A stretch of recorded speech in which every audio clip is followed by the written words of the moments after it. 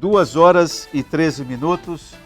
Estamos de volta com o Gazeta Entrevista. Muito interessante essa conversa com o Thor, né, sobre esse assunto que, como ficou claro, né, Brasília é muito distante dessa realidade e, por conta disso, o cenário tende a piorar. Daí a importância de instituições como a UFAC e como o governo do Acre.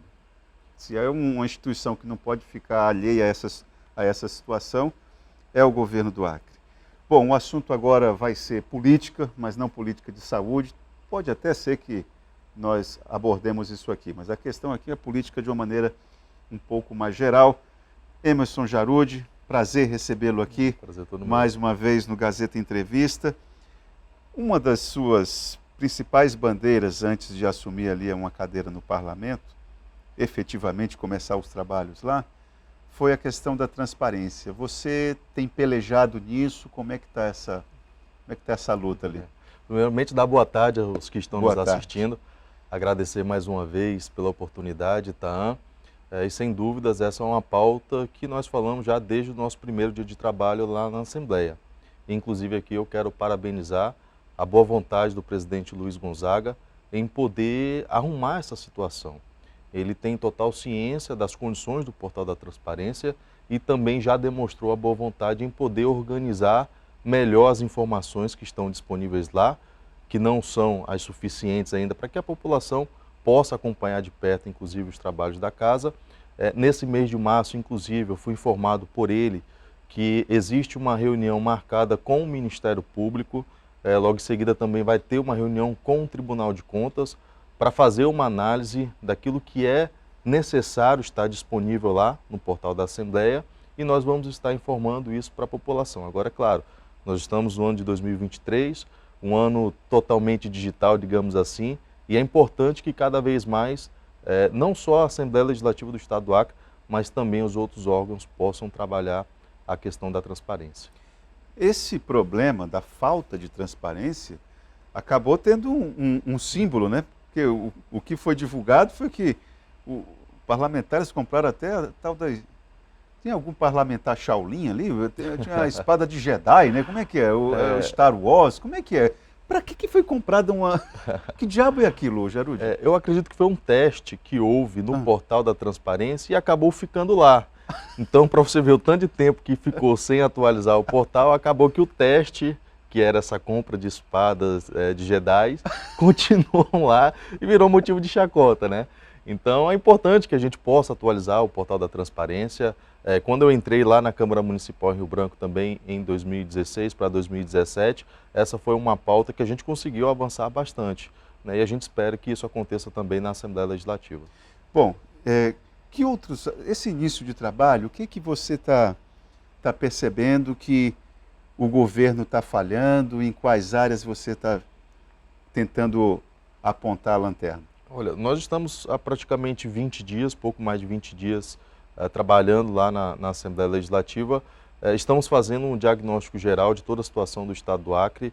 A gente está tendo muita dificuldade para encontrar informações de todas as áreas, seja da saúde, do desenvolvimento, da educação, e isso faz com que a gente tenha que muitas vezes se deslocar até mesmo às secretarias ou em determinados lugares para conseguir o acesso a essa informação.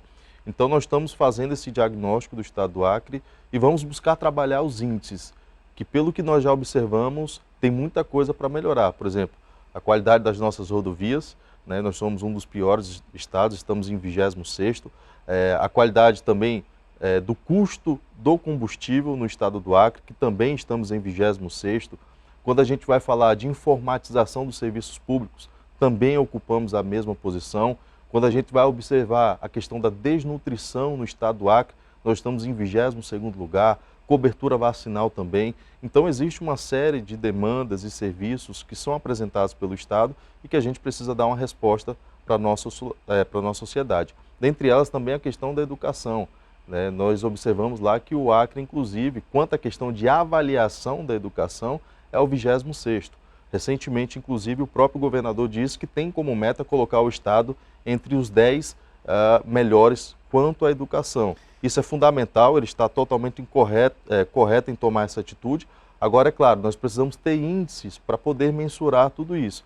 Então, esse tem sido o nosso trabalho inicial, poder levantar esses índices, essas informações, que por enquanto são muito poucas, o que a gente consegue encontrar disponível na internet. Agora, eu vi essa fala do governador Gladson Cameli, mas, sinceramente, a impressão que dá é o seguinte: estar entre os 10 primeiros, já estivemos lá, né?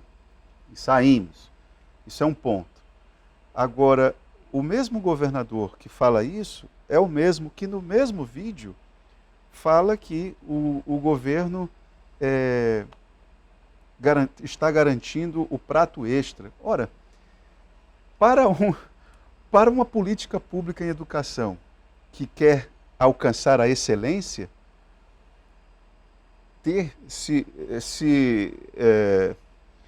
se autoelogiar falando a respeito de um prato extra de comida, há um paradoxo aí, não é?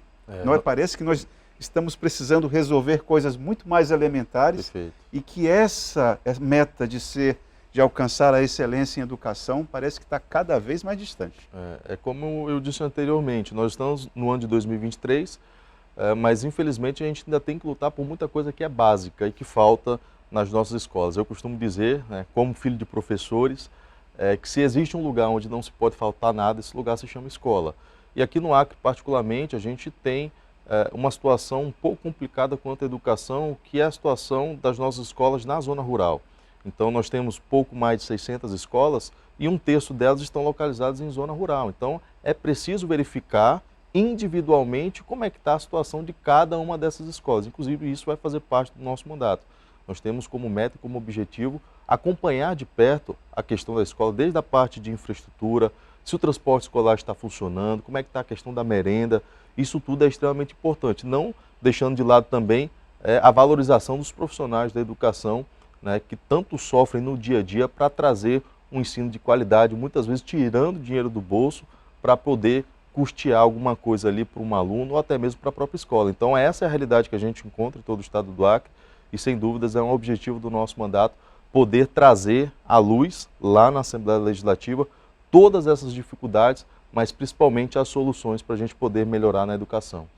Charude, você na condição de deputado estadual tem um assunto que ele está gerando uma polêmica danada entre especialistas. Me parece, pelo que eu tenho percebido, a polêmica está girando mais ainda entre especialistas, mas daqui a pouquinho isso vai ganhar as ruas mesmo, que é essa questão do problema do ensino médio. Então, você como deputado estadual talvez não tenha toda a capacidade de intervir nisso aí, mas na condição de deputado estadual isso está na ordem do dia, na qualidade da educação pública.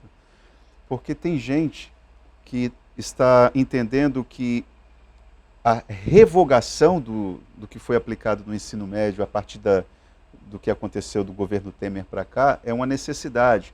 Tem outros educadores que pensam que não, que dá para adequar o que o presidente Temer fez para cá, dá para se adequar, para se aproveitar. O fato, o deputado Emerson Jarude, é que os meninos não estão bem e as escolas estão pior ainda.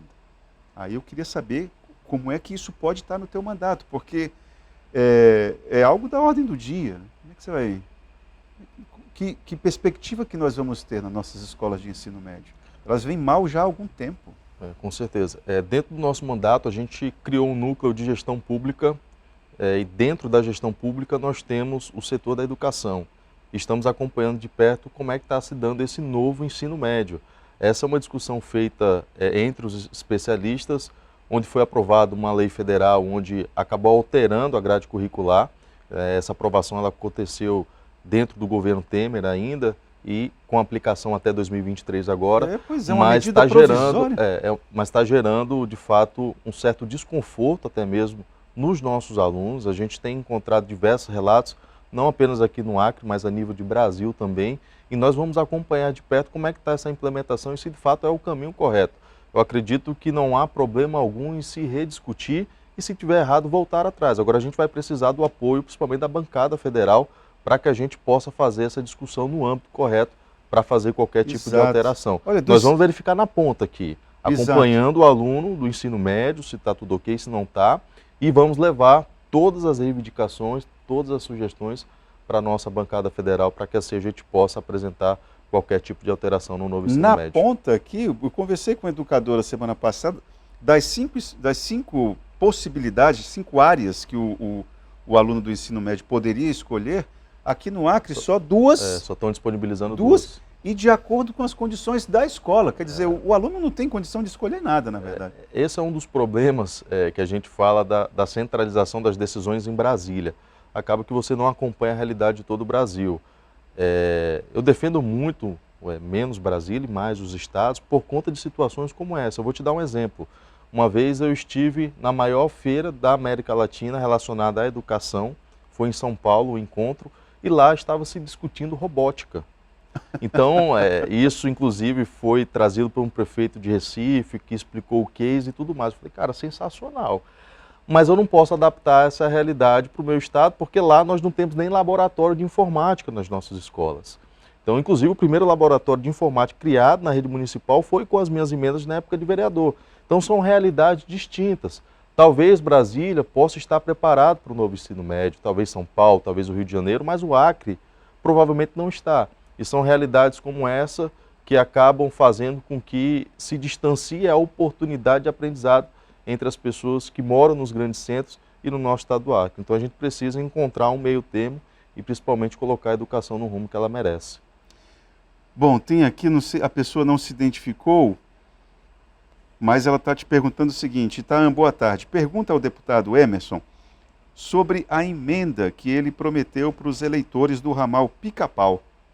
O que você prometeu para os eleitores do ramal Pica-Pau? Nós estivemos lá no ramal Pica-Pau e foi uma emenda do deputado federal Flaviano Melo, na qual ele destinava 2 milhões de reais para fazer ao menos a parte principal ali, um trecho, porque não dá para fazer tudo, né? É bem extenso o ramal principal, uma pavimentação. Isso foi encaminhado para a prefeitura, inclusive nós já mandamos até mesmo a emenda que foi destinada pelo deputado federal Flaviano Melo para aquela região e estamos cobrando as providências para que se efetue quanto antes. Assim como ela, nós temos também outras emendas que foram destinadas através do deputado federal Flaviano Melo e que estão em andamento. Infelizmente, a gente não consegue executar esse valor porque não depende somente do parlamentar, mas nós estamos ali próximo à prefeitura cobrando o andamento dessas emendas. Lá é uma situação bem triste mesmo, para quem não visitou o ramal, um ramal que não tem iluminação pública, onde a pavimentação é praticamente zero, coleta de lixo muito ruim, ou seja, situações realmente precárias e não está tão distante aqui da nossa cidade, né? Na área então, urbana. É triste ver e lamentável a situação de lá. A gente até pede também para que a prefeitura possa agilizar o quanto antes essa pavimentação e possa também levar melhorias até aquele lugar. Não à toa, as facções dominam ali, né? Ou uma das facções domina ali. Não é à toa. Boa tarde, sou o Renê Queiroz. Obrigado, Renê, pela sua participação. Como o deputado vê a gestão do governador Gladson? Dava para fazer mais ou não? Aqui eu coloco aqui, eu acrescento aqui a pergunta do Renê. O governador trabalha o suficiente, na tua avaliação, o deputado Jarud? Porque você trabalha todo dia, né? Sim. Sai de casa, vai trabalhar. Aqui também, a rapaziada aqui também trabalha todo dia. Temos que trabalhar. A dificuldade da gente ver uma agenda pública. Tem que ter agenda todo dia, tem que ter realizações todos os dias. Difícil, é uma vez ou outra. Grava um vídeo hoje, outro na próxima semana. As agendas de um governo, elas são bem puxadas mesmo, né? Deveriam, né? Dentro do nosso mandato, a gente já percebe isso. Agora, é claro, sempre dá para fazer mais e melhorar a aplicação dos recursos, né? É isso que a gente cobra na Assembleia. Então, por exemplo, o Acre, esse ano vai ter quase 9 bilhões de reais para ser utilizados e cada centavo faz a diferença. É por isso que eu briguei muito nessa última reforma administrativa que teve, né? Para quem não acompanhou, nós tivemos aí um aumento de 129 milhões de reais com gastos de cargos comissionados para quase 251 milhões de reais para a criação de mais cargos comissionados e funções de confiança. Então dá um total aí de aproximadamente 122 milhões de reais que poderiam ser muito bem investidos em outras áreas do nosso estado do Acre, que a gente vem sofrendo ainda com os problemas, como é a questão da falta d'água, do esgoto a céu aberto, problemas de contratação de médico, quando as pessoas morrem nas filas dos hospitais esperando por uma cirurgia, é o medicamento que não tem porque não compraram, é a merenda que não foi entregue adequadamente, é a melhoria salarial do servidor público que está em xeque, porque não tinha até então, dentro da lei de responsabilidade fiscal, margem para isso. E a reforma ela tirou do acreano muitas coisas, como essas que eu acabei de citar. Então, a nossa cobrança é essa. Nós vamos cobrar o governo do estado do Acre que faça a melhor utilização possível de cada centavo do pagador de impostos acreano. A própria Assembleia também, né? R$15 mil para deputado participar de comissões, você há de convir que é um escárnio também, né, Rogério? Só por participar. Essa é uma discussão que a gente precisa fazer. Inclusive, tenho sido questionado por essas questões da Assembleia Legislativa, mas eu acredito que a gente vai ter tempo suficiente para discutir logo mais. Muito obrigado pela tua vinda aqui. Eu que agradeço, Itan, e conto sempre com a gente. Bom, e assim nós terminamos o Gazeta Entrevista de hoje, lembrando que o terceiro bloco do programa é sempre o oferecimento da Verágua, a água mineral dos acriados. Nós voltamos amanhã.